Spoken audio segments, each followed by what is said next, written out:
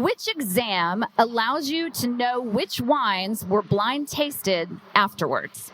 Master of Wine. Yeah, no, we got to work on that, We're man. working on There's it. no reason for people not to know the damn wines afterwards. Can we say for the record, MS, come on, y'all, get the stick out of your you-know-what. That's right. Master Somms, you don't even know what you tasted. Not really. Not I mean, you can, talk to your friends. Yeah. But we don't release the official wines. Welcome to the wine2wine Vinitaly Business Forum 2025 Chicago edition, where global wine professionals share insights, strategies, and inspiration from this year's conference. Let's dive into today's session and explore the ideas shaping the future of wine. Okay, good morning. Casa Wine2Wine is officially open once again. And thank you for the repeat offenders who have come back. I really appreciate it. Alrighty, I'm just going to introduce Jessica Dupuy. She's a Texan, and I don't even remember how we met. Oh, through Andrea. So Andrea Lonardi, who is another Master of Wine from Italy. There are now, I'm sure you guys know, 3 Masters of Wine in Italy. Until like 3 years ago, there was nobody. No Italians, and now we have 3. There is 1 woman perhaps on the way, and I met Jessica through Andrea Lonardi, who was the CEO of Bertani. Now he's working with Marilisa and Bella Vista, and he said, you have to meet this woman because I think she's fantastic, and he's writing a book. I don't know where you're with that, but you can tell them later about it. Is it done? It's going to press in 2 weeks, and it'll be out at Vinitaly 2026. All right. Very exciting. Italianity. So get ready for that. We're very close to Jessica. She's, of course, one of our judges for 5-Star Wines, which is a wine competition that we run at Vinitaly. It's tiny, about 3,000 wines. She has a podcast of her own, but she also is a host for our podcast, Italian Wine Podcast. And she did a special series last year and this year for Texom. Texom, yes. Based in Texas. Okay. So I'm going to just shut up now and let you start. Well, I mean, you can keep talking if you want, but we're going to go. You don't want that. So I want to introduce my fellows on stage here. We've got Jim Bube, who's a Master Sommelier based in Chicago. And yes, yeah. Thank you, guys. Let's see if I think I looked you up, okay. Master Sommelier in 2017. Is that when you got it? That's correct. Okay. Yep. National Wine Director for Hog Salt, which is if y'all haven't been to, how many restaurants do you guys have? 20-ish. 20-ish? Nationally, 20-ish. Okay. Depending on how you count the small chevals, etc. Oh, yeah, the small chevals, little burgers, great milkshakes. Yeah. Yeah? Okay. Come visit us. But Chicago through and through. That's where you're from. Yeah, thoroughbred. And then my friend here, Doug Frost, Master Sommelier and Master of Wine, only one of 4 in the world. We're hunting down the other 3. We will bring them to heel. So Doug is a unicorn in a way, but author, educator, consultant, and owner of Echolands Winery based in Walla Walla, Washington. Literally, his team is picking grapes today. Oh, yeah. Yeah, there's a little bit of Riesling coming in, Riesling tomorrow and Petit Verdot tomorrow, and then we're done with harvest. What the hell? WTF? But he also lives in Kansas City, so if we have any Kansas City fans out there, this is the man. So here's the thing. We wanted to do, actually, how many of you guys are involved in any sort of certification program, whether it's the Court of Master Sommeliers or Master of Wine? Raise your hands. That was half-hearted. WSET. Cool. Okay. There's a lot of ways to learn about wine. Myself, I've done the Court Certified Sommelier, stopped because I don't work the floor because I'm terrified of dropping glasses. But then moved over to WSET and just entered the MW program this year. I'll be calling you. But one of the things in working on this project with Andrea Lonardi, who is one of the MWs in Italy, is I realized in Italy there's a different understanding of what MW versus Master Sommelier versus other certifications are. And I felt like, perhaps people needed to balance or right size exactly what is happening between these two areas. In particular, the Master Somm, which in the US seems to have a lot of weight and carry a lot of weight, but fewer people are as familiar with the MW, not completely. But on the other side, in Europe, with the exception of the UK, you hear much more about MW and a little bit less about MS. So this is a perfect place to kind of break it all down. I think anyone at this table could explain that whether you're in hospitality or in importing or in consulting, both of these certifications can help open doors for you, but it's not necessarily the only thing you need in order to succeed in the wine world.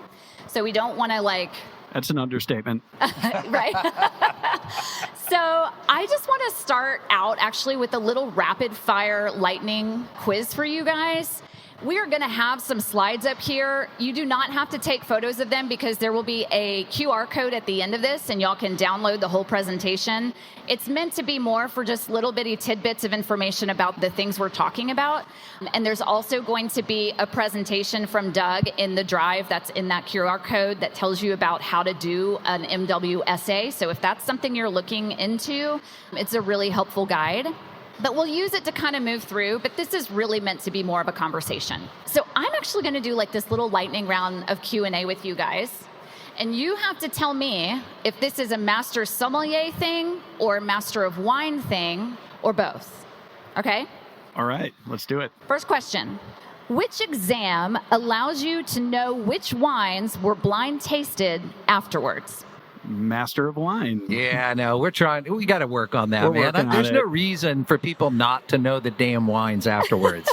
Can we say for the record, MS, come on, y'all, get the stick out of your you-know-what. That's right. Master Somms, you don't even know what you tasted. Not really. Not I mean, you can, talk to your friends. Yeah. But we don't release the official wines. Which exam has you stand in front of 3 stern judges to answer and defend questions about wine? Only 2 of them are stern, right, Jim? Yeah, it's usually 2. There's a good cop in there. Okay, so Master Sommelier, you're standing and defending and talking, which is another reason why I won't do it, because I'm terrified to I get tongue-tied, I don't know how y'all did it. It's a little nerve-wracking. Yeah, I think so. Which exam requires a 10,000-word research paper at the end? I'm pretty sure that's not the MS. Okay. Yeah, I didn't do that. Okay. Which exam expects you to discuss global wine economics as easily as Burgundy vintages? MW, Yeah, right? it is one of those things that it's funny because the MS tries and I think does an admirable job of giving people wines that are very down the middle of the plate is the phrase I always use with the MS. With the MW, anything goes. And sometimes I think there has been, again, I'm being a little bit critical, but there are times when the wines have been, oh, for God's sakes, are you kidding me? On the other hand, I certainly remember my second exam, which is the one I passed the tasting. There was a Jacob Demmer Peace Porter Mickelsburg QBA in there. We're talking about the early 90s. Nice. I'm a wholesaler in Kansas City. If I don't know Jacob Demmer Peace Mick QBA, ain't nobody knows Jacob Demmer Peace Mick QBA. I'm like, there it is. I know that one. But it's the MW, so I called it a Middle Mosel, gross lager, Exactly. Yes. All right. So, which exam might ask you to recommend a wine pairing for spicy Thai food on the spot while demonstrating how to use port tongs? That sounds like the Master Sommelier exam to me. Sure does. Okay. Do y'all know how I to wouldn't give anything that hot to any MW candidate.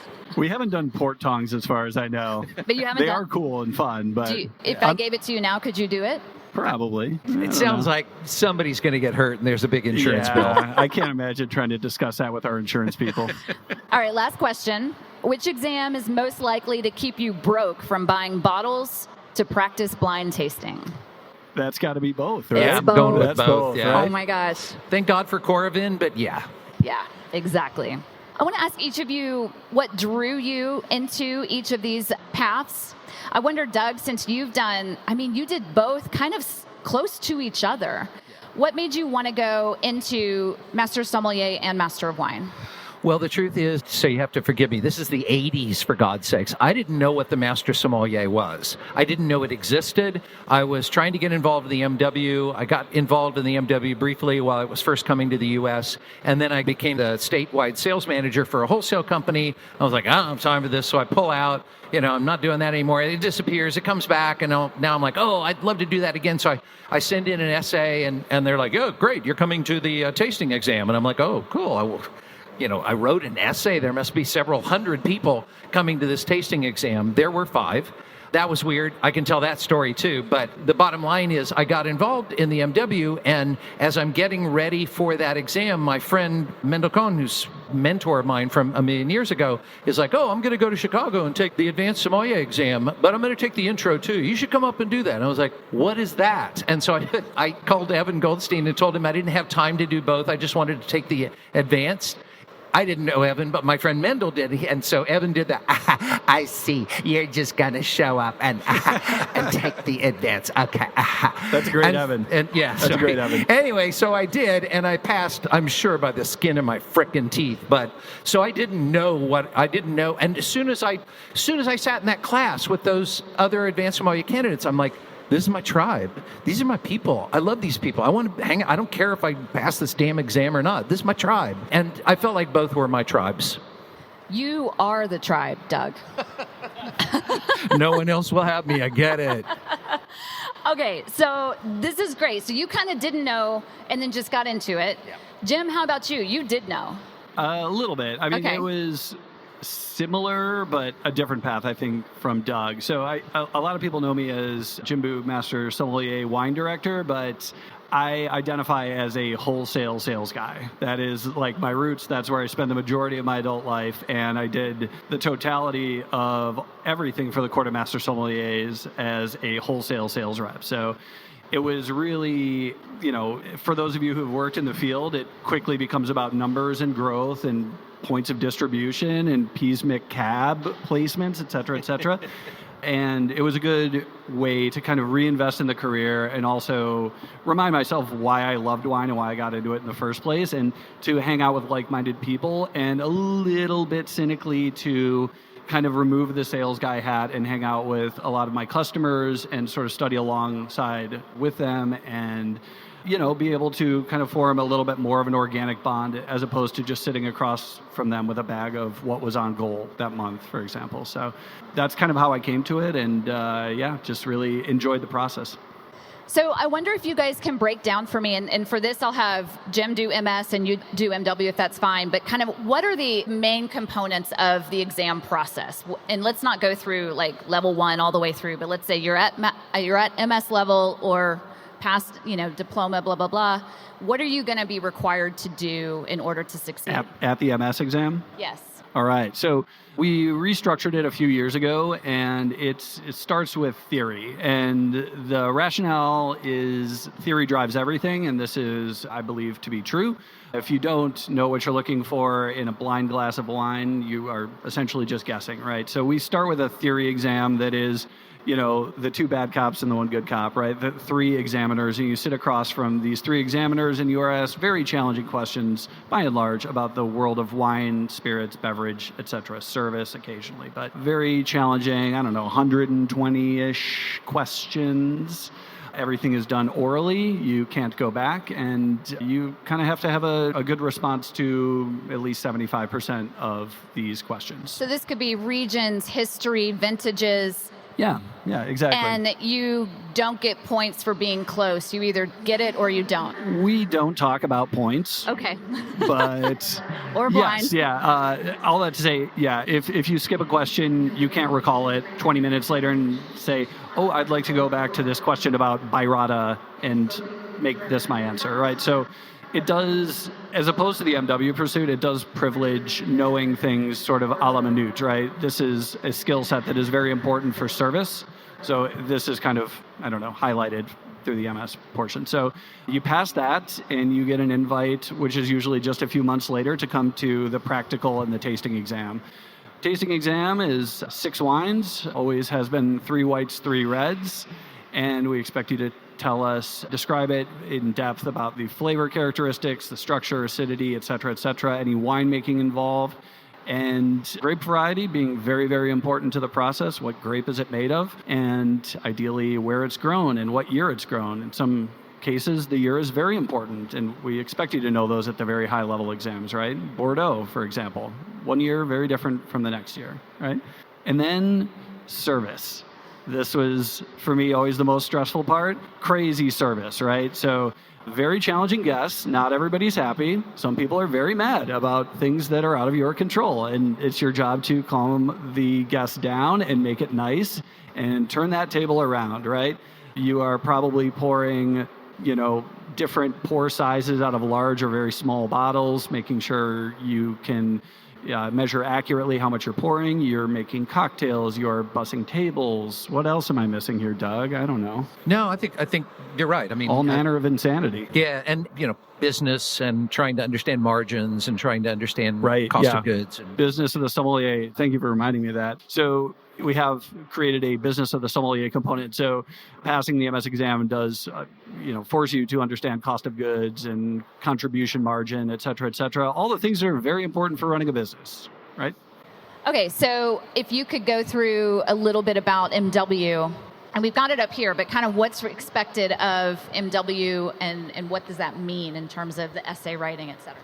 Yeah, so you are writing an essay to get into the program, which is sort of generally seen as an indicator of how successfully you'll attack these essays going forward, because half the exam is essentially an essay writing test and half the exam is a blind tasting in which one has to, in almost, maybe not essay form, but has to, in long form or short form, explain how one came to the conclusion as to what those wines are. So you got tasting, you got theory, and you can pass them in whole tasting or theory, but you have to pass them as one whole thing. But once you pass a tasting, let's say, exam, you can have a few years to get through the theory and vice versa. In general, it happens the other way around because, again, I'm being incredibly foolish in editorializing, but I think that the MW at the Institute does a very good job of preparing people for the theory exam. So more people tend to get through that more quickly. And I think they do a shite job of preparing people for the tasting exam. So in general, truthfully, I send people to the MS intro and say, study that tasting, see how they do it. It's a really good foundation for what I'm afraid a bunch of Londoners think you have already done a million times over the course of your life in London amongst the wine trade. And so this is all very, very easy for you. Well, for the rest of it, it's not. So, it certainly took me 2 tries to get through the tasting. Once you get through those, then you are allowed to select a research paper, and has already been remarked upon in this panel. And I am fortunate to say I was the last crop that didn't have to write an RP. What? And believe me, that was motivation. Get through this damn thing right now. Nice. Otherwise, 2 years of my life is going to be taken up. On the other hand, I got to admit, that would have been the most fun of all for me because I like most people who are into these exams, we love nerding. We love study. It is, if I can jump ahead to the end of the essay, if you will, really the problem I have with students in the MW is they're in love with their information and they're trying to gather more and more information. When it's a writing exam, your job is to marshal the information you already have and turn it into a compelling answer to the question. And so usually the mistake is you don't answer the question that was asked, you answer the question you wanted them to ask, or you spend time throwing information at us when you really have never marshaled the argument. So that's it. I'm really glad. So here's the thing, right? The biggest differences are hospitality. Are you the person who likes to be in front of people, talking, selling, etc., and understanding under pressure how to make things go smoothly in a restaurant or retail environment as well, versus being able to communicate on paper really, really thoroughly. And so with that in mind, and I've gone through a couple of slides up here, the average pass rate for both, honestly, and it depends on each year, but is about 10% to get through the whole shebang, okay? So both of them are extremely rigorous and extremely difficult, but these two guys made it, so it's totally possible. It can be done. These two clowns did it. So Totally possible. But I want to ask you, though, because you came from wholesale, you understand distribution imports, obviously you understand hospitality and work in restaurants, you're making wine, you consult, you help with all sorts of restaurants and their lists, etc. What personalities do best in which particular path? Does that make sense? Like if you're, like I'm a journalist as an example, and I don't work the floor. So continuing with the court doesn't make sense for me. Definitely because I'm a writer, it probably makes more sense to do MW. But what are some other things that you would suggest or advice you would give on, who should fulfill which path? Or How many of you here have ever waited tables? Awesome. So Sweet. a lot of you. So if you've ever taken care of a table and you've kind of gotten chills, like you've listened to like a really beautiful piece of music, like the Court of Master Sommeliers is maybe for you, because it's, for me, I'm not in service anymore, but the act of really delivering high level hospitality and blowing away a table with what you're able to do and provide and the service you're able to give them, to me, it's a palpable psychological motivation. And to get to feel that and be assessed by your peers and acknowledge that you're like pretty good at that feels really nice. So yeah, folks who have that, I think, are probably going to be self-motivated in a way to pass at least the service portion of the exam. But I think both disciplines require a lot of discipline, right? yeah, I think exactly as Jim has said, it has to be that you love the activity on the restaurant floor, I believe, to fall in love with the notion of going through the Master Sommelier program. Certainly, I'm sure Jim and Jessica, you get as well, ask these questions. Well, how did you develop your palate? How is it that your palate can do this or that? And I'm always like, we all have palates, for God's sakes. That the only difference, I think, between us and the rest of the human race is we don't get bored by it. Do 175 wines at some wine competition 3 days in a row, and I, wake up on day 4 going, ooh, can we taste some more wine? That's not normal. That's weird. And that's the weirdness that makes us all, look at each other and go, I like your weird too. Yeah. And so that weird has to be there. And certainly the weird of hospitality is something I started working in restaurants when I was 14 years old. And it's still, for me, the unshakable core is that moment of hospitality just feels so damn good when you can do that, no matter who it is you're serving. As our mentor, Madeline Trifon, put it so many years ago, she said, Dougie, I derive dignity from service. And I'm like, that's the greatest thing I have ever heard in my life. And I'm like, yeah, the MW definitely is for somebody who loves putting pen to paper, or as it is, fingers to keyboards these days, and to be able to quickly marshal an argument to answer a question that is intentionally vague, intentionally allowing you to step into it and place yourself inside the question when really the question is saying, yes, but what if you're everybody? What if you have a viewpoint and can show me that you understand the multiplicity of viewpoints around this question and yet can bring it back to an argument? Then that's the idea behind a passing essay. Excellent. And we're going to go towards the end here, but I want to bring a little bit more lightheartedness into this conversation and ask you guys, blind tasting either from an MW perspective or from an MS perspective, what do you hope to get on a blind tasting exam? Oh, what wine? What wine? Like, Oh, what are you man. hoping? That's a fun one. I mean, New Zealand Sauvignon Blanc? Yes. Let's not kid ourselves. That one's still Damn straight. Easy. pretty easy, kind of. What about Italian wines? Well, I certainly would say that Chianti is what you don't want to get, because what is Chianti? Can someone tell me Amen. what the frick Chianti is today? Is it old and earthy and leafy and savory or tannic, or is it, bright and fruity and internet? What the hell?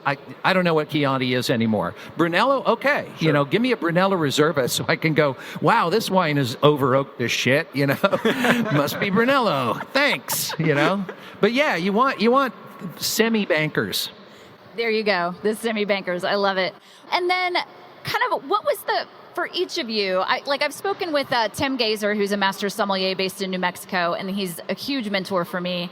And he always said, I really sucked at blind tasting. I just could never get it. Well, obviously he got it because he's a master sommelier. But I wonder for you guys, what were some hurdles? What was one of your personal hurdles that you had to get over to get through this certifications? I certainly remember one of my problems was Pinot Noir.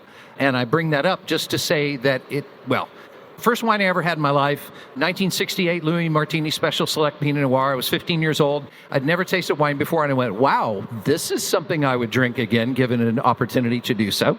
Just dropping names, turned 70 3 days ago and had my 55 Louis Martini Special Select Private Reserve Cab that was frickin' singing. I mean, 70-year-old California, kill it. Anyway, the point is that when Pinot Noir would show up in my glass, my brains would go to goo because I like it. And so I would go, and I couldn't think anymore. And it turns out that the wines I don't like very much, New Zealand Sauvignon Blanc, are the wines I'm really good at getting. Yeah. And I think that there's some weird truism in all that. When when the heart starts beating faster, the brain stops working quite as well. Or, as Clive Coates put it, Bordeaux I appreciate with my brain, Burgundy with my stomach, or an organ down lower.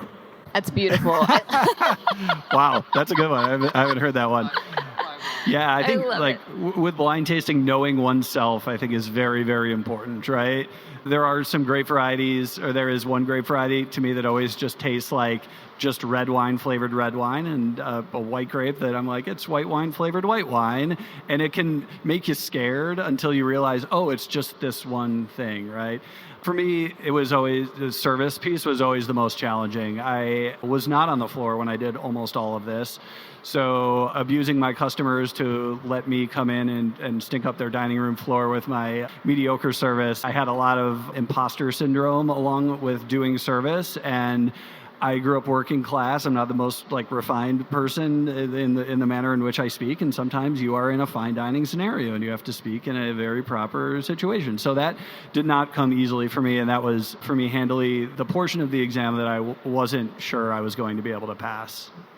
So we're technically at almost time, and I know Stevie's going to wrap us up, but does anyone have questions? I want you to know I'm putting, some examples of how on the screen of the two different types of questions you might be getting in those exams. So the previous is some service things that happen in the Master Sommelier exam, and then moving on, Doug did a really great job of kind of breaking down one question, but there is so many pieces of the answer in the question alone. So take a look at these, but again, as I mentioned, you're going to be able to scan a code and download this, so don't feel like you have to get it all on your camera screen right now. But does anyone in the audience have any questions that would help from these two? Here we go. The question was, is there any pathway to or formal education for what we were preparing for after you pass? Oh, great question. What happens afterwards? You're on your burn own. our You books. hopefully get a job. We're like the Trump administration. We burn all books. No, I'm kidding. Sorry. They do, but we don't. So. Yeah, what happens after you pass formal education? At least for the Court of Master Sommeliers, there's nothing there's very little on the front end or the back end, right? I mean, we do a little bit of continuing education, but you really are, the Master Sommelier diploma, I think, in a way, is very different from the MW in that there's not formal education, really that much of it involved, right? Would you agree, Doug? Yeah, no, I think the greatest thing for any of us is teaching afterwards or examining afterwards. That is the only way in which we stay relevant, to be quite honest with you. And I wish there were more there, but I also admit that 2 years after I had passed both of them, I still was like, I want to study. Can I read this? I'm going to read this book. I'm going to stay up till 2 a.m. like I always did. And I can't do that anymore because then I'd get up with my kids at 6. It was a dreadful time of life. But I love the information. And I think all of us who are in these programs just love the information. Yeah, and I think surrounding yourself with people who are actively studying for the high-level exams, those are the most prepared, most in-tune people in what's actually happening in the world of wines right now. At least speaking personally for me, I tried to continue to study and stay up on things, and the reality is they're just, unless you really are pushing towards that, it's other parts of your life just end up retaking their precedence. Yeah, you got to keep working out like muscles, etc. But I mean, it becomes unsustainable. Right, exactly. Well, a quick question. Basically, you mentioned earlier 3 Italian Master of Wine, okay? I didn't do the calculation, but I would assume that around 80% of the Master of Wine come from Anglo-Saxon countries or Anglophone countries. Why is that? The answer is very much that it is an essay writing exam. And again, I'll have to be forgiven for editorializing a little strongly, but I think that the British school system teaches essay writing of a particular type. And if you do not adopt that style, you cannot pass. And so there are some really wonderful candidates over the years that I've seen fallen out, even though they're English, speakers first. But rather ironically, foreign-born and people for whom English is a second language often do well because there's a precision to their word choices that serves them well. And I would honestly say amongst Americans, I'd have to say amongst Australians and a lot of the colonials, there's a sloppiness to our word choices that we've gotten away with our entire lives that actually hinders our success. So I think that we'll increasingly see people for whom English is a second language succeed within the MW because of that, because of the necessity that they choose words very precisely. And as someone reading that essay, it reflects in their score. So we have hit we're 5 minutes over.